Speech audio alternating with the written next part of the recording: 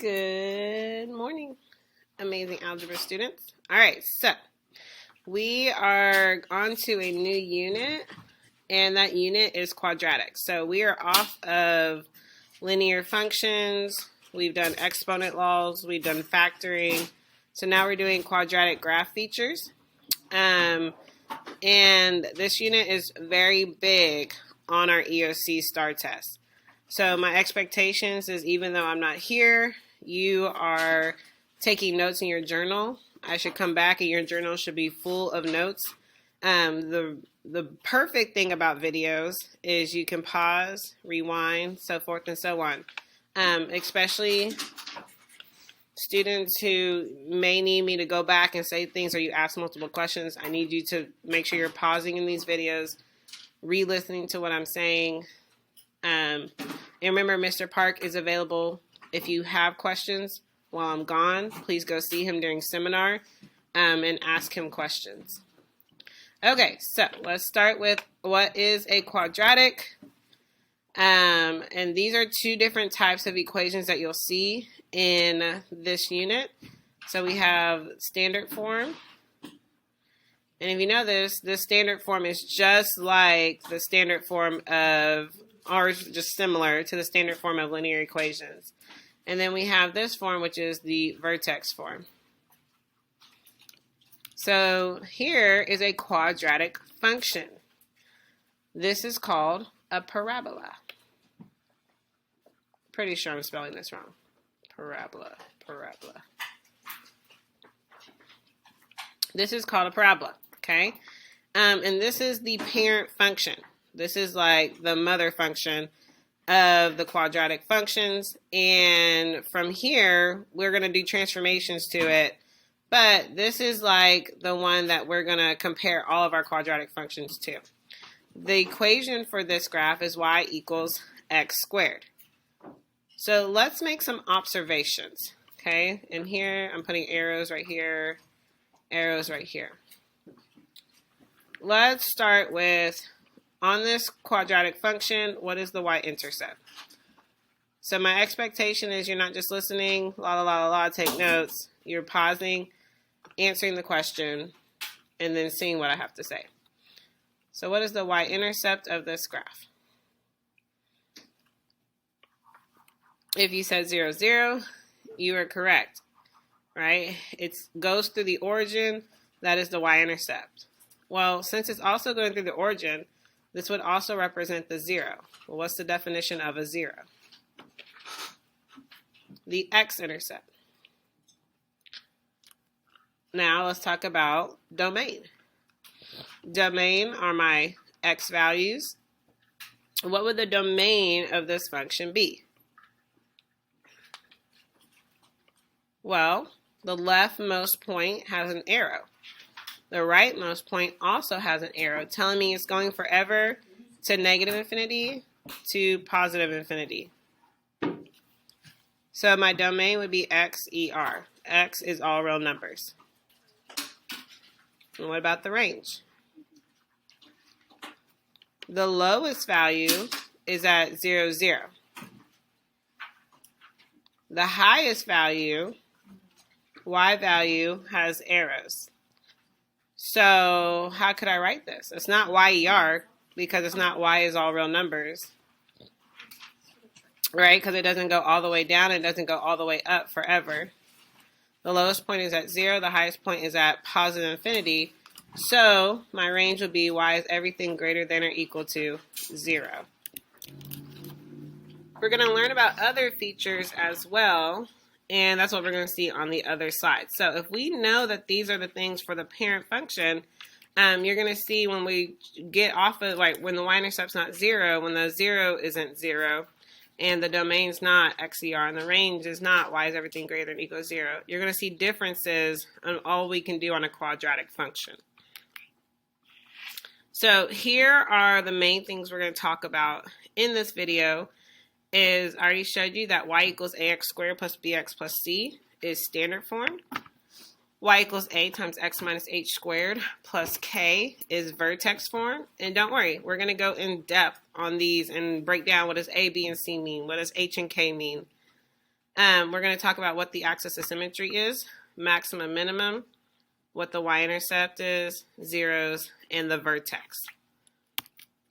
So looking at this graph, my suggestion is that once I finish annotating this graph, that you screenshot it to have a part of your notes as well. But make sure you're writing the definitions when I go through these quadratic graph features. So I'm going to put arrows on this graph again.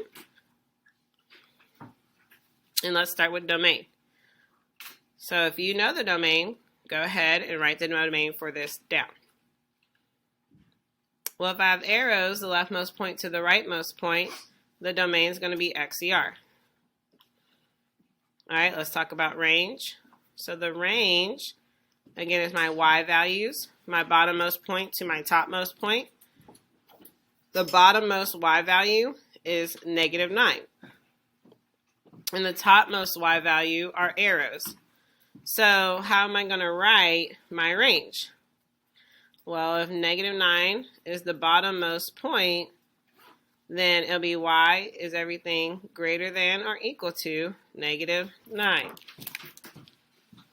And then we have our axis of symmetry. What is the axis of symmetry? Well, symmetry is the key word here. Where would I split my parabola, basically, to make it symmetrical along that line? The axis of symmetry is where I would put a vertical line down my parabola to literally split it in half. So here, this bottommost point would be the halfway mark for my parabola. So I'm going to draw a dashed line down my parabola. And this is splitting my parabola in half. Well, what did we learn on in the beginning of the year? If this is a vertical line, what type of equation is it? It would be an x equals equation. Vux. So what x value is this at? At 1. So my axis of symmetry would be x equals 1. And then I have my y-intercept. We all know what that is, where the line crosses the y-axis. Here, it is crossing at this point, which is at -8. And then 0. What does 0 mean again? X-intercept.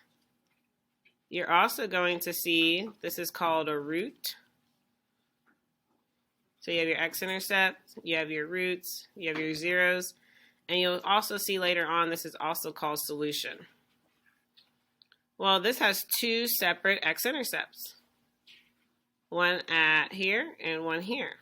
So what are these values? This 0 is at -2, 0, and one of them is at 4, 0. So those are the zeros of this graph. Then, here's my question. Does this graph have a maximum or a minimum? So when you think about what that means, and based on this graph, do you think this has a maximum or a minimum?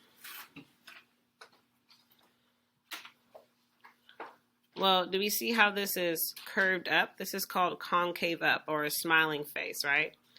Well, this has a bottommost point to it, which would be called its minimum. Minimum. And what is the y value at this minimum? -9. So the minimum is at -9. Then we have the word vertex.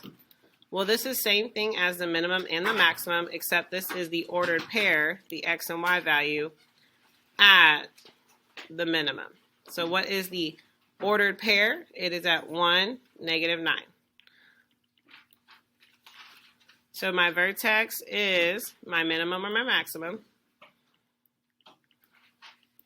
So it's the point, the ordered pair at that spot. So all this information is what we need to know about every quadratic when we're talking about the quadratic graph features. Let's look at another graph.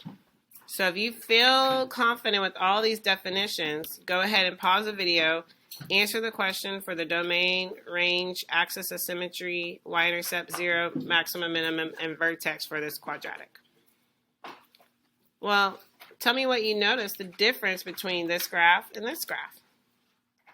One is facing up, concave up. One is facing down, like a sad face, so concave down. Those are two differences, and we'll talk about what that means for the graphs later on. So domain, well, if I have two arrows from left to right, I know that my domain is XER. X is all real numbers. Range, well, the bottommost point is to negative infinity, but the topmost point is at 4. So is it everything greater than or equal to 4, or is it everything less than or equal to 4? Well, 4 is my highest point, then it's y is everything greater than or equal to 4. Axis of symmetry, where am I going to split my parabola in half, where it's going to be symmetrical along that line? It's going to be right through that vertex. So it's a vertical line, so how would I write this axis of symmetry? Vux, x equals 6. Y-intercept, you can't tell from this graph. I have no clue what the y-intercept is. 0. Remember, 0 is your x-intercepts. So where does the line hit the x-axis?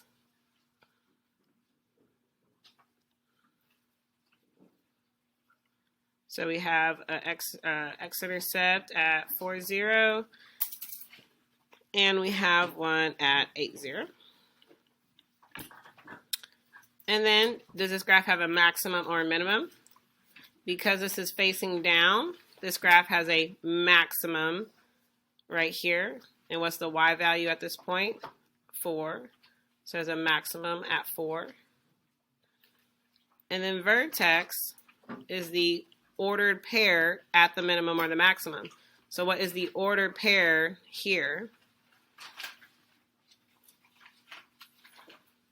This ordered pair will be at 6, 4. So my vertex is at 6, 4.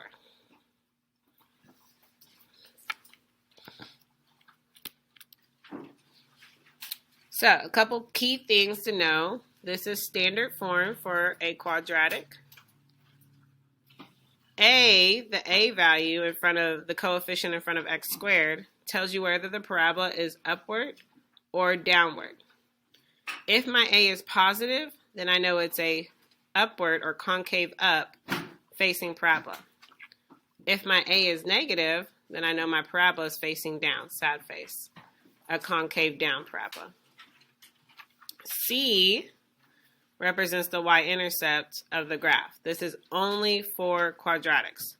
So going back to linear equations, that C did not represent in standard form the y-intercept. But in quadratics, the C is the y-intercept. Domain and range. We should feel good. Domain's x values left to right. Range is y values bottom to top. All right. So for all the assignments, it would have to do with this video. So make sure you watch the video, took good notes, and then your assignment will be on this. Have a great day.